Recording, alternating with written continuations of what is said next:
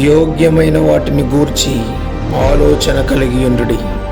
ప్రియమైన వారలారా, జీవితంలో వ్యర్థమైన వాటి కోసం ఆలోచిస్తూ, వ్యర్థమైనటువంటి మాటలను వింటూ వారి కోసం ఆలోచిస్తూ నువ్వు బ్రతుకుతున్నావా? జ్ఞాపకం చేసుకో. నువ్వు వెళుతున్న మార్గంలో ఏవో మురిగాయని వాటి కోసం నువ్వు ఆలోచిస్తూ అక్కడ నిలబడితే నీ గమ్యమునకు నువ్వు చేరలేవు.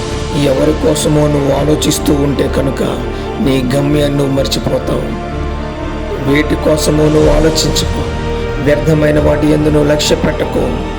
యోగ్యమైన వాటి కోసం, దేవుని మాట కోసం, దేవుని వాక్యము కోసం నువ్వు ఆలోచన చేస్తూ యోగ్యమైన వాటిని గురించి మాత్రమే నువ్వు ఆలోచిస్తే కనుక అద్భుతమైన గమ్యమునకు నువ్వు చేరగలుగుతావు.